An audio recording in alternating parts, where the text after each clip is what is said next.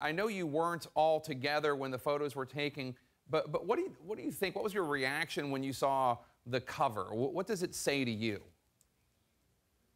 Power and strength and unity. It's been an interesting journey.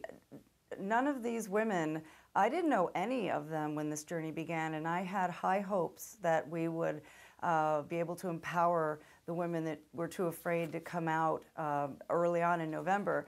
I didn't know that it would go to this level. To look at that cover of the strong and the brave women that have endured so much and have dealt with so much wreckage in their lives, caused by one psychotic, sociopathic individual, it really was very powerful and touching. And what really got me was the empty chair. Yeah, let's talk about the empty chair. It's an interesting editorial decision to put that empty chair on the cover. It's become a hashtag the empty chair. People on Twitter talking about their own experiences as survivors of sexual assault. What does it represent to you? What does it symbolize?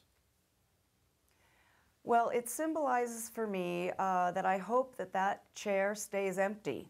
And the work that I do with PAVE and all of the advocacy work that I do to empower and educate rape victims and anyone in a victim's life to give them help is that we want to keep that chair empty. That is so symbolic. There could have been hundreds of empty chairs following that one, and that's what I'm seeking to do. I work with Women in Hollywood. Our organization under PAVE is called Women in Hollywood Paving the Way, and this all was about just empowering one woman, and to see that cover with all those brave women, it really does bring tears to my eyes to see the...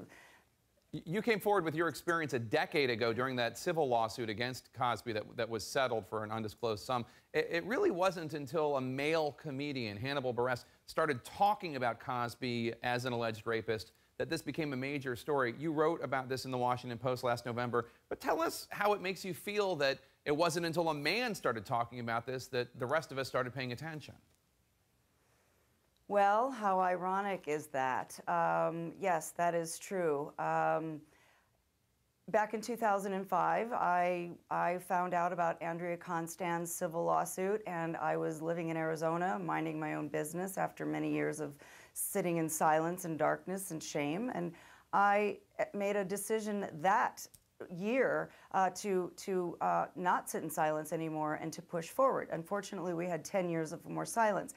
So when Hannibal Buress started being brave and speaking out, I don't believe he realized what was actually, what hornet's nest he was going to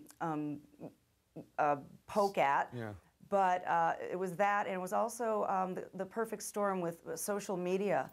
Within 24 hours after my piece ran, and also the Daily Mail, there were like 6 million viewers.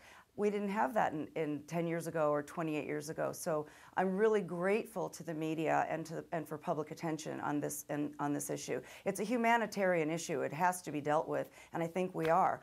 I think that now Cosby really was clinging tightly to his legacy, and I believe that now he has self-prophesized on a new legacy, which is to be a catalyst for awareness of sexual crime. Yeah. Barbara Bowman, as always, thanks. And predatory behaviors. As always, Barbara, thank you so much for your courage. Thanks for speaking with us. We appreciate it.